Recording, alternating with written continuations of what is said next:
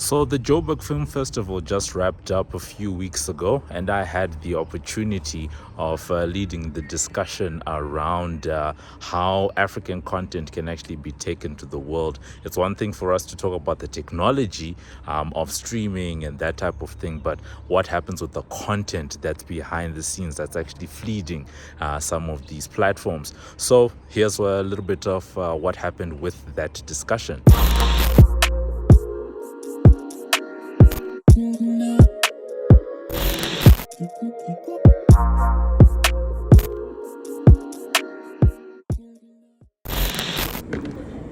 Good morning, ladies and gentlemen. We are about to start with our first session for this morning. Good morning to all of you. My name is Mayenzeke Baza. Welcome to JBX for 2024, and good welcome to you on this morning. Interesting weather that we're having in Johannesburg. At least it's a cool day, and I'm hoping that it's going to be a really great discussion. Full of a lot of engagement around these very important topics in the content landscape. So for this first session, we are going to be talking about the fact that the African continent has become an interesting one in recent years. Content about Africa that depicts Africa has put a spotlight on our continent, and that opens up the reality. And there is a global audience that is actively consuming our content.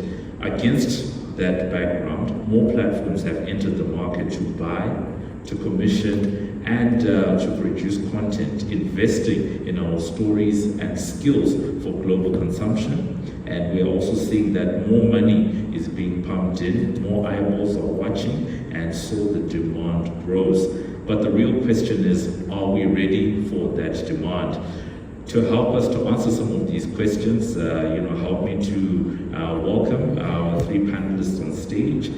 We have Mayenzeke Baza, who is the CEO of AAA Entertainment, and then we're also joined by Laurent Sicouri, who is head of acquisitions and cinema over at Canal Plus, as well as Julian Govender, who is the head of business development over at the SABC. Gentlemen, if you could please join me on stage.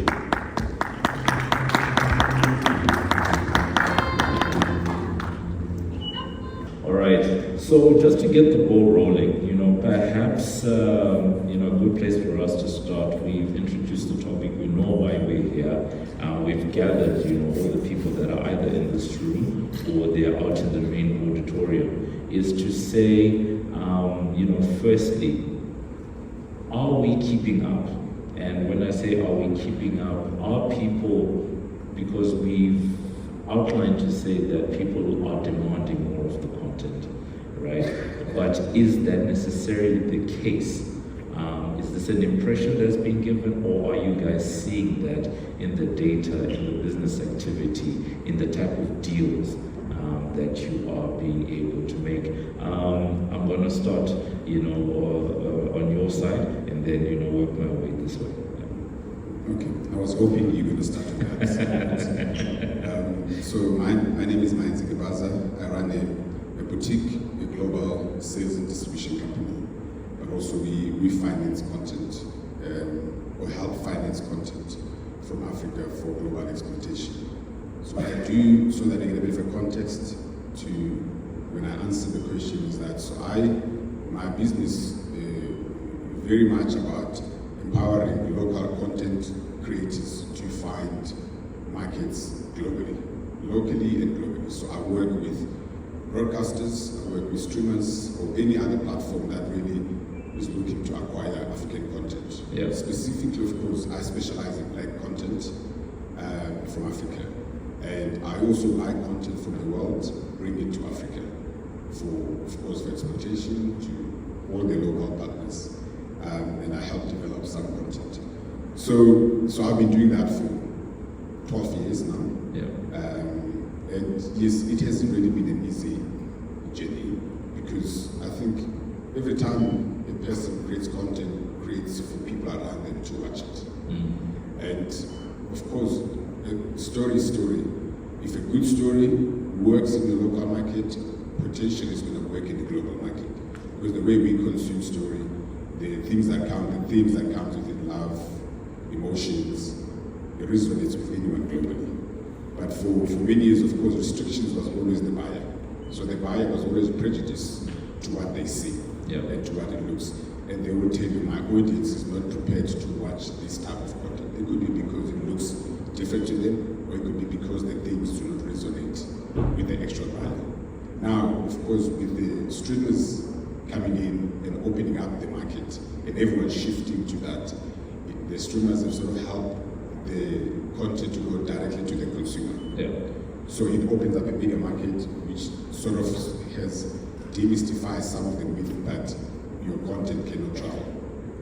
So if you put your content on a streamer that is coming to Africa, that can show in Kazakhstan or in Poland, if you tend to find out that that small little auntie grandma that lives in the Polish village and has access to streaming can resonate with the content created, from a village somewhere in the Eastern Cape, because the themes are the same. So yes, of course, there is a bigger demand for content because the appetite is bigger.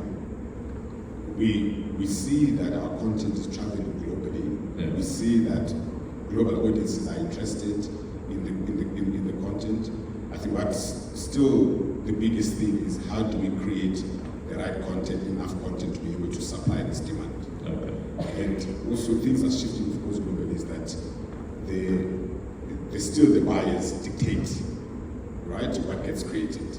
So that's where we at, is depending on how much the buyer wants and how much is willing to pay, that's how we create the content. I don't think we can create the content at speed unless the buyer demands.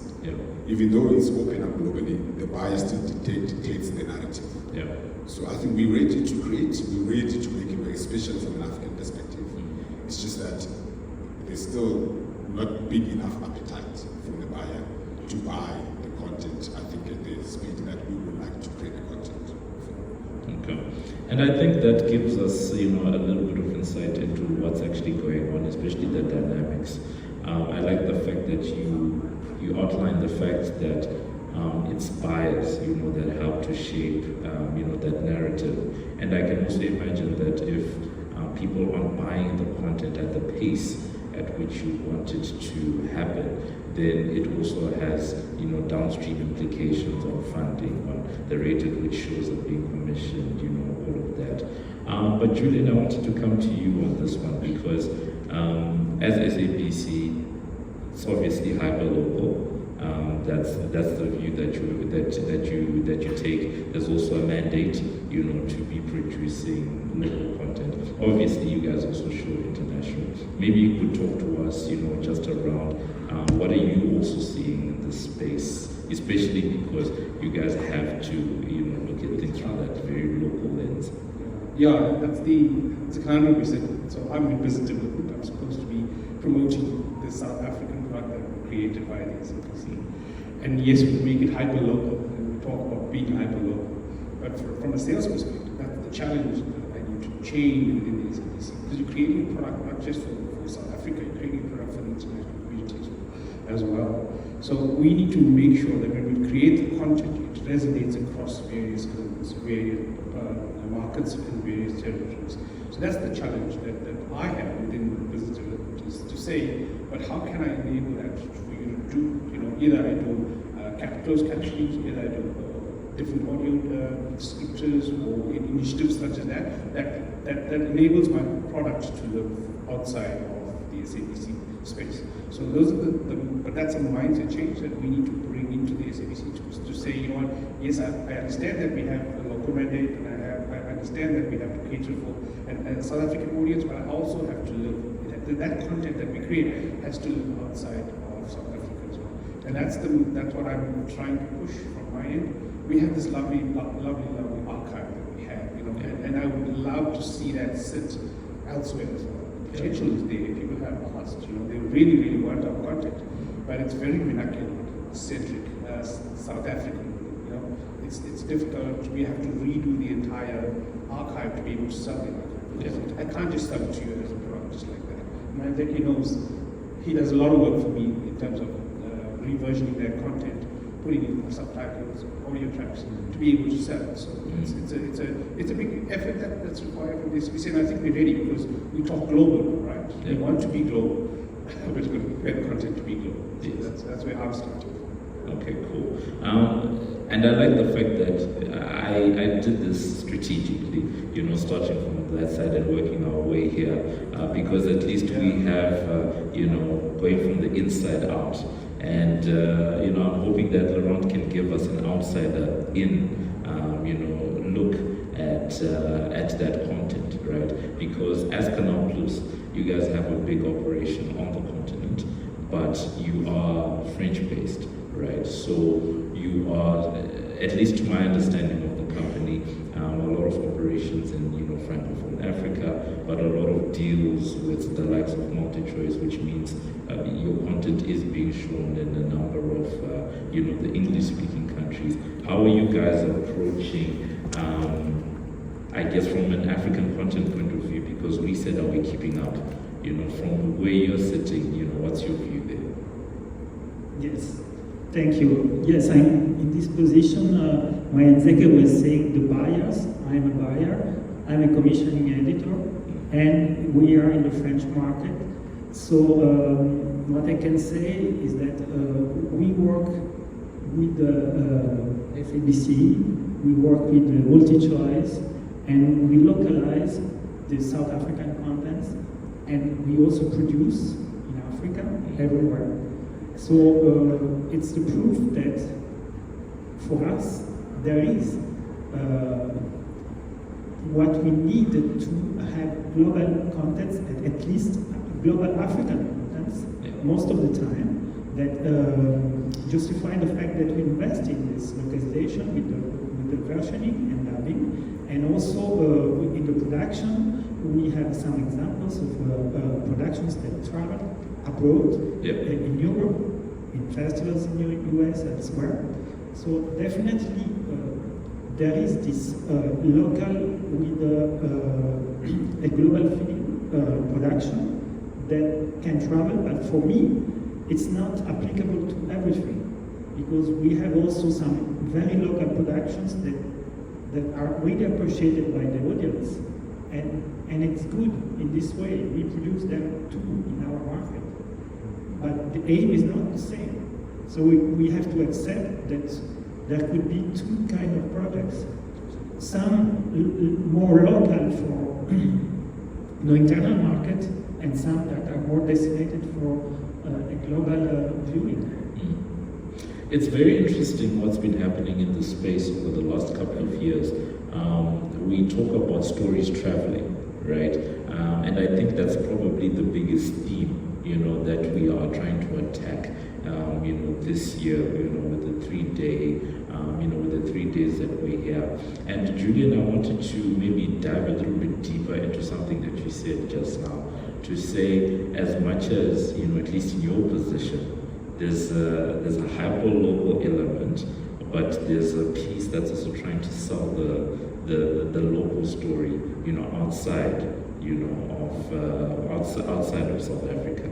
And, I can testify that the SABC is an institution where a lot of that content, is influential in neighboring countries and that type of thing.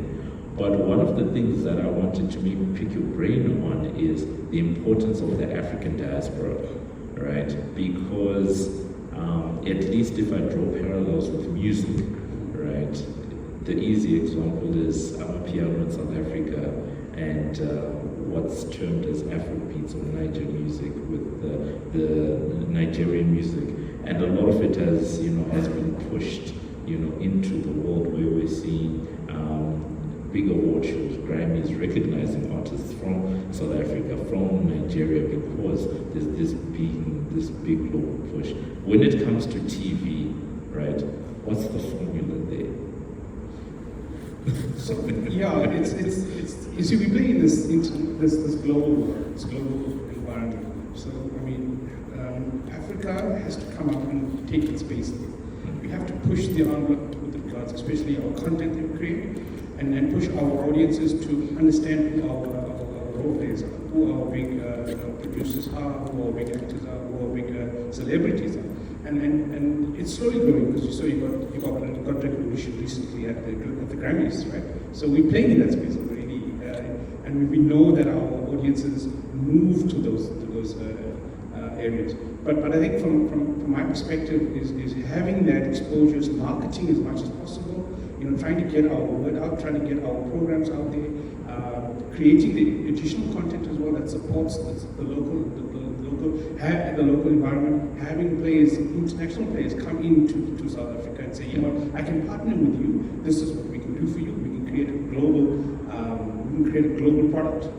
Creating that global product, I think that's the steps that we need to take to be able to be relevant in the global space. And I think there's lots of initiatives and lots of guys that come to us and say, we actually want to partner with you to be able to create, let's say, a remake of an old program or new programming that can really sit well with both a global audience as well as a South African audience. But the opportunity is there, and we've seen it with Canal. Canal comes to us and says, this is where we can take your product. And they have taken our product. I'm amazed that our South African content sits well in French, in the French environment. And when I showed it to my colleagues, they go, wow, this is impressive. So that's what we're doing. We're already doing it, but to take it to the next level requires a little bit of more investment. That's required. Investment in the content, investment in an IP that's created, and selling it vigorously. Attending these markets is what we also need to do. We need to get out. We need to push more in terms of what Africa can offer. And I think it's just on the up and forward. I have a theory. We should really, don't use it because I guess I get misquoted. The reason the platform exists, because they have to satisfy their current audience. That's what they do. They want to bring content to the audience, and everything is based on subscription or ad revenue, depending what platform it is, or TV licenses, right? So they have to generate revenue. So, of course, they have buying power, and what they choose has to be able to impact on the revenue they have to make. So, of course, they will do it because they love to, to promote, to get story, but at the end of the day, they have to generate revenue. So, there's always the notion of when people create, especially from the local market, that these international streamers are going to take our content, our voice global. It's not always true, right? They just want you to subscribe so that they can earn revenue. And oftentimes, their content creation is going to be skewed to what could be the best way for them to earn bigger subscription. Now, all global platforms, when they come into a territory, they have to satisfy the territory's needs in order to generate bigger subscription. So where they come from, they have domestic markets. So Canal Plus, its domestic market for many years was France. So and it built its subscriber base or its whatever market base, or the space in France. And then it went out globally to pick up all the French-speaking market, right, to grow. But they maybe Canal Plus is a different one, but it's a different one. I will use this script, so let's use Amazon or Netflix, right? So the domestic market will have been North America at the time. So their subscriber base grow to a certain level, but like we said, they have a diaspora market, so they have to satisfy every subscriber's needs. But when they go to different regions, it's not necessary to say we want to take your stories to travel globally, but we want to also make sure that the subscriber base for where it is grows. So oftentimes their content strategy is going to be skewed towards making sure it benefits the growth of their subscriber base. So people get frustrated saying, but I want my projects to be shown in this tech, but they said no, but firstly I want to satisfy the numbers in my domestic market, or whatever which is your local market, which is always the key for most streaming platforms. Canal Plus works differently, but I do think that's where the notion of how do we make sure that our stories appeal globally. When you create, you have to always consider your local market, that you can never forget that your people around you have to watch and have to love your story. So you can't create with the mind of, I want to satisfy other people. If you can't satisfy your local audience, there's no way your story is going to go anywhere.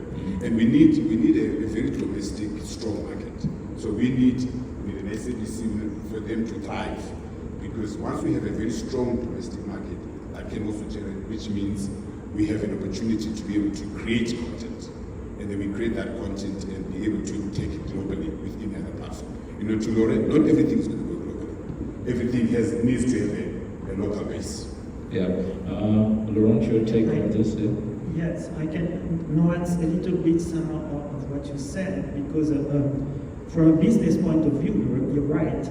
But what we do in Canal+, and I think that also some other broadcasters and platforms do, sometimes we know that a project is not exactly the project that maybe the audience is waiting for, and we will have this improvement in terms of a subscription or other business opportunities, but it's prestigious.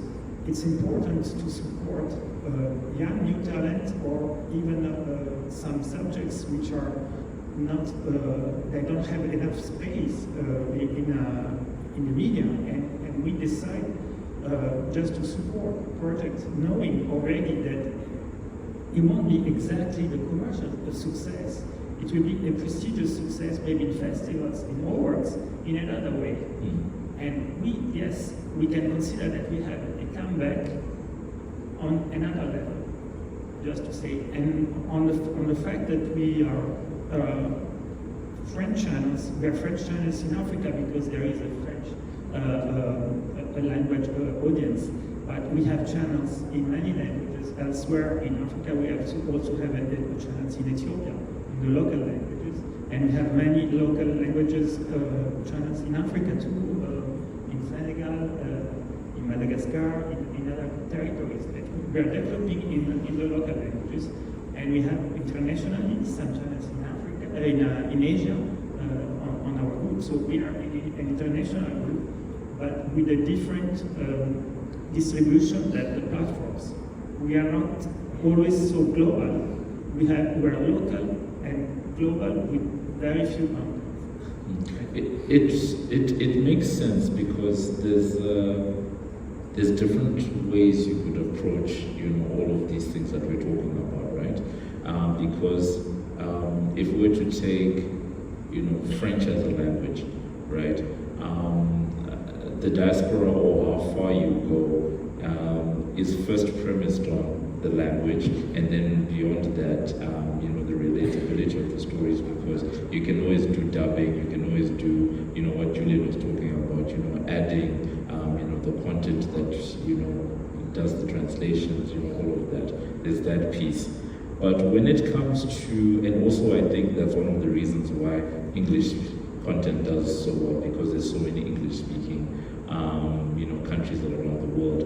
But when I speak specifically about the diaspora, and I just want to, continue down this rabbit hole, is to say for, let's say South Africa, since we're in South Africa, is to say from a strategy point of view, isn't there something in taking advantage of, those pockets of people, around the world that can evangelize? We still know that word of mouth, is the most effective. There's pockets of people in Dubai, pockets of people in Australia, in the UK, in the United States, who might be looking for that content in their own language, whatever that is, right? They're not looking for the dub, they're looking literally for that. And I'm just wondering if there's a way that can be, part of the strategy to push maybe some of the South African content, further than they already are going. So from my perspective, I mean, let's be honest with you, there is the opportunity that exists, especially we've had Channel Africa that has come to us and says, we'd like to have your content in North America, Canada, Americas, as well as South America. So the potential is there, the opportunity is there. So we've got to make sure that our content that we have is ready for there, because else it takes a long time to get the content to America. Because obviously when we sell content, it has to be ready for broadcast, but immediately And that's our challenge. We've got historical content that's not ready for broadcast immediately. It takes a lot of effort to get it ready for broadcast. We've got to do subtitles, all of that. We've got to change to HD, all of that stuff. So there's a whole lot of things that we need to put in place to be able to make our content ready for broadcast. So, but the opportunity for our content delivering across Europe, across even Asia, is there. People have asked us, and the telcos coming in and playing their part, it helps the industry grow as well. The telcos are much more in space. They're really pushing the envelope in terms of wanting our content to sit on their platforms. They've got the numbers, let's be honest. They've got the numbers, they've got the audiences, and they really got the platforms that may enable it. But for us, the risk is, do we take that risk and put our content out there?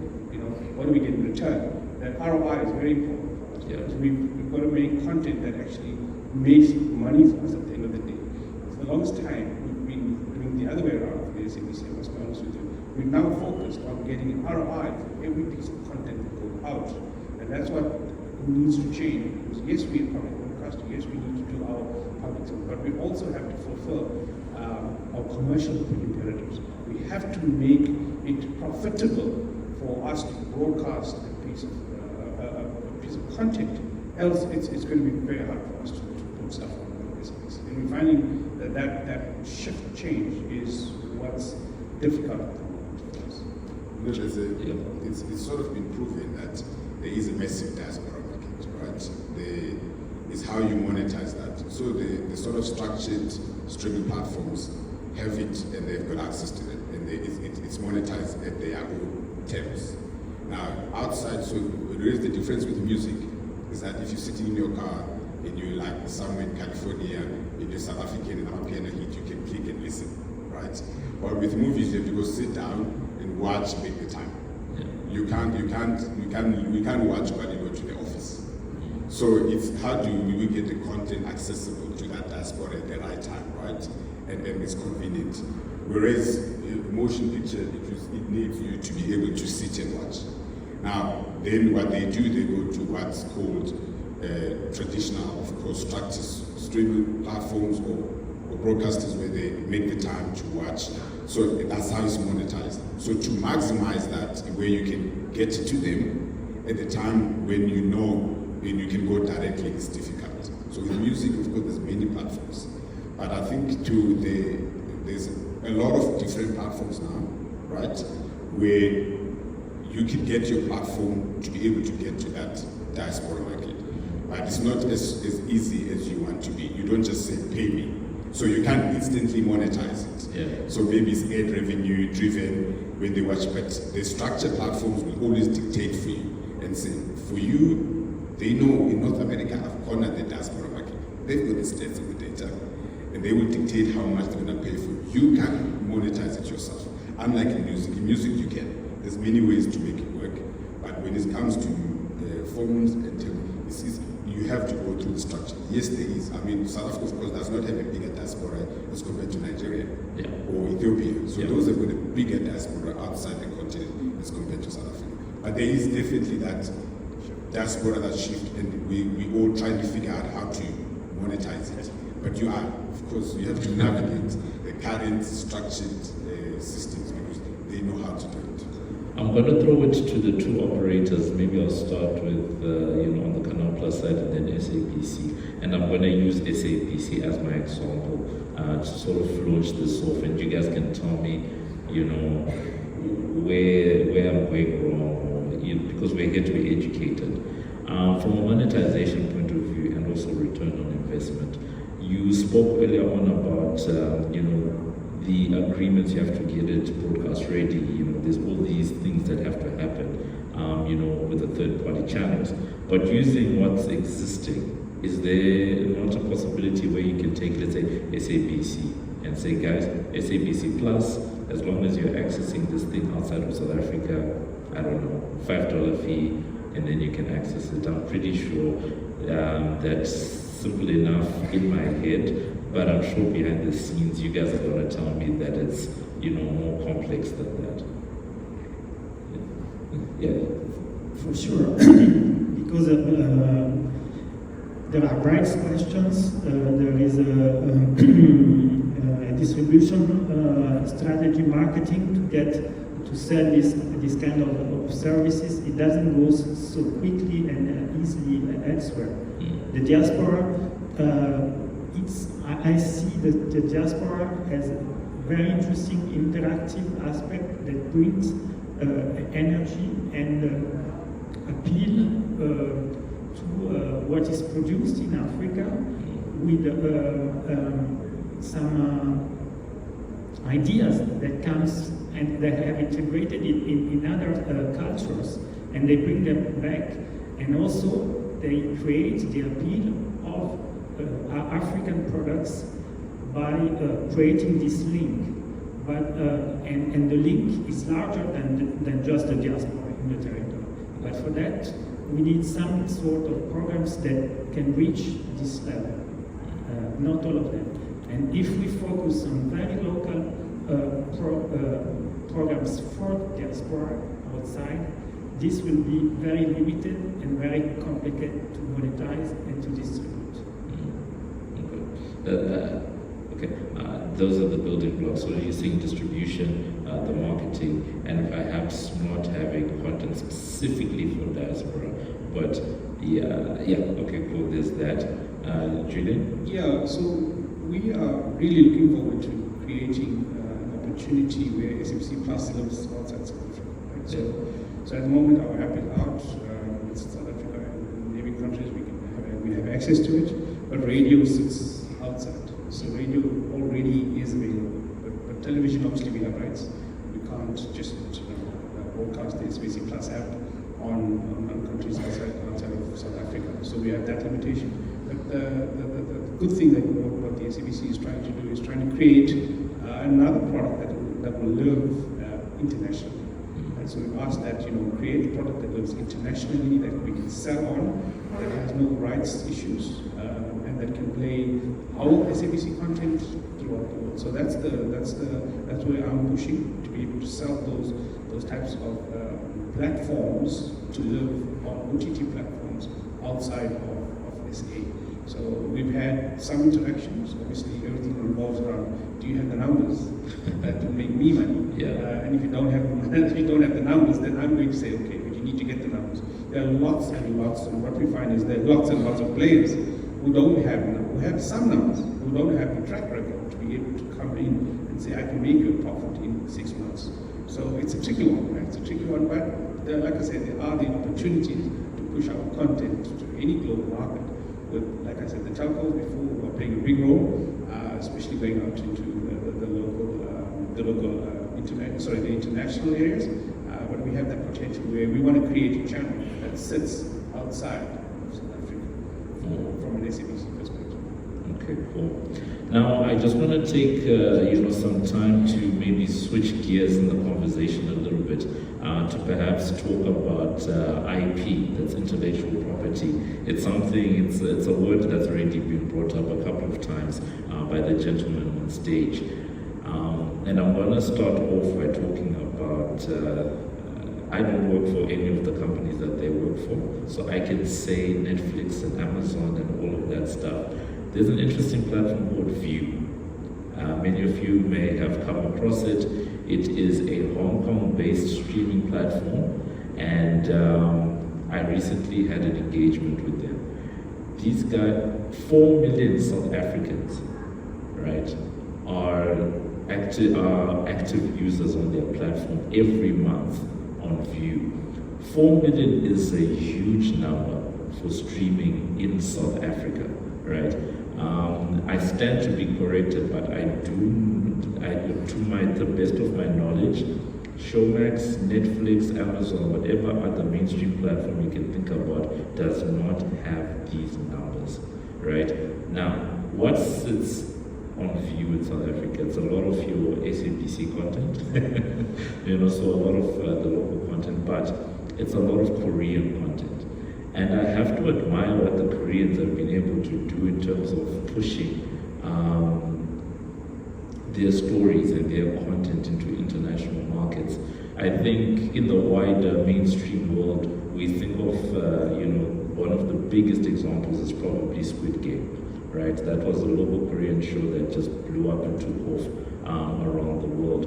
So maybe, gentlemen, we could, take a little bit of time. What can we learn, from whatever strategies, that countries like Korea have been able to implement? And, whilst you're answering, maybe if you have other territories, that you think that, Africans could possibly be learning from, to say, look at this group, they've actually been very good at, pushing their stories, their message, and their content to international markets. Julian, I'll start with you, and then Laurent, and then Thanks. Yeah, IPs, it has to live globally. Right? So I think from my perspective, the appetite for the risk, to take the risk, to be able to put out that, to be able to create content that sits internationally as well. Do we have funders for that? How do we enable the funders to come to us and say, I have a proposal that I'd like you to look at. Can we enter into a partnership? Can we do this and put it out there and take the risk? So for me, the biggest aspect is the risk, taking up the risk to create content that will sit elsewhere. And I must be honest, the initiatives we are doing now is trying to do those type of things. If I want to be successful on a global market, I have to take that risk. And I'm trying to do that from my perspective. We have processes that really, we have to follow to be able to make us and have our content live internationally. But our focus is mostly in South Africa, but I'm doing that on the other side, where I try and get international guys to come through and create an additional international content for us. On our side, yes, we try to do that. Yes, Squid Game is, of course, an example that we will love to have, all of us. So we're trying with drama series, a limited series, and the financing is important because we need a certain level of production value to target international markets. But stories, the way the story is written, the fact that the show is entertaining is at the end what is most important. Because if the viewers are captured by the story and they get inside, it will make the success of the show. So we have produced here in South Africa some of these shows that have traveled. Spinners, the last one, has been sold to, in some territories overseas and outside. It will be broadcast in France. We have a show called Dead Places that was sold to platforms and in the States. So in movies, we have produced many movies that have traveled, and not only in festivals, but also sold and theatrically released elsewhere. So definitely there is a potential in Africa with the talents to do it, but it needs to be supported in the right way, financially, and technically also with the industry growing up, especially in our side of Africa, the French side, where the industry is now developed as here. Yeah. So these are the answers I can give, and then nobody has a secret to create this wonderful global content that is enough local and makes it spread everywhere. Okay. I'm definitely going to come back to the funding aspect, because I think there's something we can touch on, deeper, particularly around the commissioning of shows, and I guess the strategy around that. And it's good to hear that shows like Spinners, which I believe is is on Showmax right now, is doing at least well from what you're saying, international markets. Mayenzeke, your take on what we were talking about just now, to say what can we learn from the likes of the Koreans, or are there any other territories that you've seen where people have actually been able to really take their content beyond their own borders? Yeah, interesting statistics about you. Yeah, I'd be keen to dig deep into that as well, as because most guys don't never share, but I think that's a really interesting one. So I think our rainbow nation also becomes our disadvantage. the fact that we've got 11 official languages, we have to create things in different multiple languages, multiple cultures, can also is supposed to be our greatest weapon, but at the same time can be our disadvantage in terms of what we put out there. So we use English as a common language, which of course is not our first language, it's a colonial language. So it almost can put us in a disadvantage when you create global, because you compete with big English creating content markets. Now, if you look at all these other markets where, let's say, Squid Game comes from, that is a true Korean culture. So if you look at the Nordic, who did some of the best crap, is what happens in those countries. Is their culture, is who they are, they're creating from truth. I think the person who has the best advantage to revolutionize the content market is the SABC. It's a conversation for another day, because I think they could become a game changer. Yeah. Should they have a strategy to take over? That's key. And great partnerships. So I think if you look at all these, Netflix put out a series called Heist, which is Spanish. They put out what they call Squid Games. Now, these were created, I'm using those because those are Netflix properties. Koreans created for Korea. They didn't create it for the global market. Yeah. Heist was also Spanish. It was never created for the global market. But because they were so true to their culture, to their story, to their audience, it became a phenomenal cult.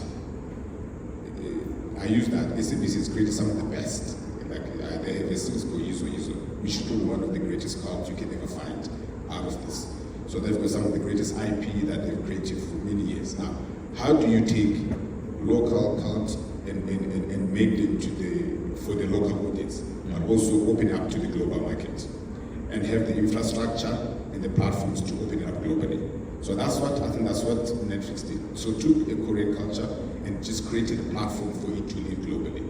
And because it was created specifically for that market, and it became a cult, and everyone, doesn't matter where you are in the world, you could resonate with whatever that cult was. Yeah. So that's what it is when you create film. I think the lessons for us is we need to start taking ourselves seriously, creating content for our domestic market at high production value, developing properly. One of the disadvantages we have, of course, our society has many needs. We have bread and butter issues, we have social issues that we have to deal with, so we don't really invest a lot in content creation and developing it properly.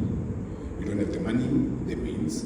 We have different pockets of money in South Africa compared to Africa that can help assist where content creators can develop something really good. It's just that the pockets are in different parts, so it's not really a great. You can't go to one place where everyone can have there's a nice pocket. And remember, when you're creating a project and for money dictated by many mandates, you do never create something that is true. So they say in markets where a lot of grants are dictated by different social needs and different perspective and objectives. The content creators are always going to create for those social needs or for that government department. They're never going to be honest. So all these markets you mentioned, Korea, they have no social needs issues, Spain. So all those things are already taken, the basics are taken care of. They don't have language issues where they're all trying to figure out whether you're Zulu, you're Xhosa, you're Pedi, and I don't want to watch a Zulu thing, or I will only watch this. They don't have those issues. Yeah. We have plenty of those. We still have those really deep social, tribalistic, different needs that we have to deal with. Now, of course, we can use creative sector, content creation to unite us, but that's our disadvantage. That's why I said that rainbow nation becomes our disadvantage. Yeah.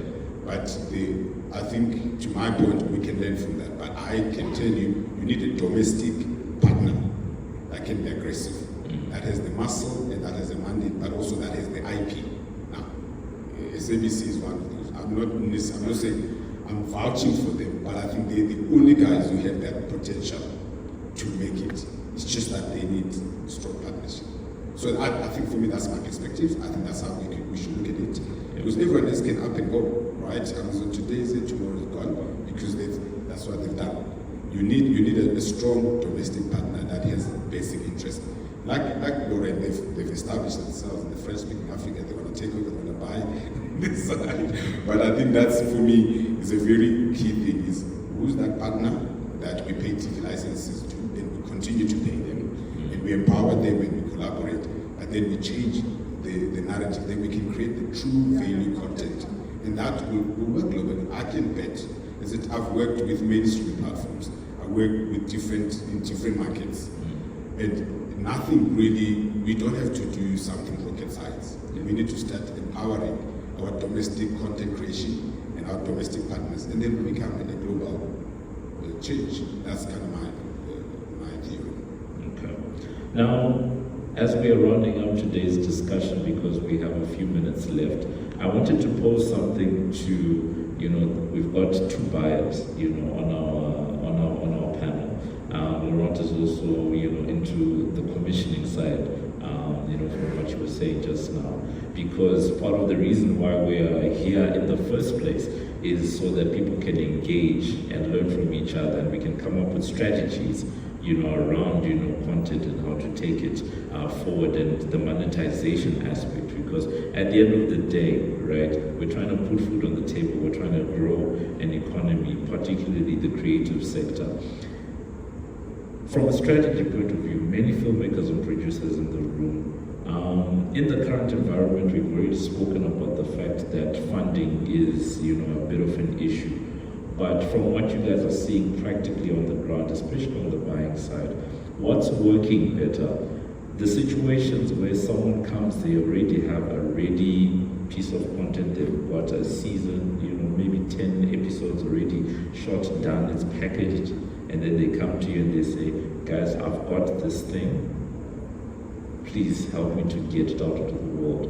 Or is it better, especially when you're working with players that have bigger muscle, you've got an SABC, you've got a Canal Plus, right? What's the better approach where, because on your side as Canal Plus, you guys could, literally from the ground up say, guys, we want to create XYZ show, XYZ country, these are the people that we're targeting, let's build this from the ground up. Or is it better to receive something that's already, been shot, packaged and done, and then figure out a way, of aligning whatever's been created with the market? Laurent, I'll start with you. Yes. To rectify, we don't have the muscles to do as you say, because especially in the African section, it's Canal Plus is a big group, but not everything works for the French-speaking European channels. When it's produced in Africa, very few projects can be selected there. So the means are limited, and we need to partner with other important institutions or broadcasters. And to answer your question, we prefer to be at the origin of the program and develop with the talents, the shows or the movies, because we can invest more in this way and support better the financing. Because just to buy a finished program, we will be a broadcaster, and we are more limited in terms of budget and investments to give the producer the possibility to recoup this investment. And the distribution, it's something else. I mean, the distribution to third parties, which is elsewhere, which is what Mayenzeke does, it's another issue that we're not approaching apart from with our services and channels. Internationally, if it works, but synergies can work sometimes, but it's not so easy.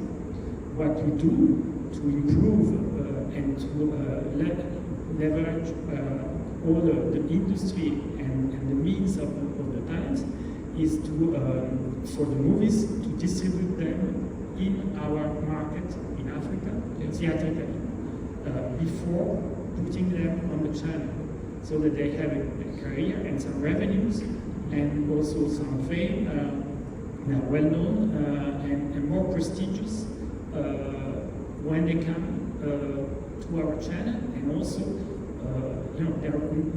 if they are made to be broadcasted, shown in theaters, it's a cinematic point of view that is taken by the directors and authors, which is very important, and we defend. And we want the people to go to attend theaters and to go and show and watch the movies there before.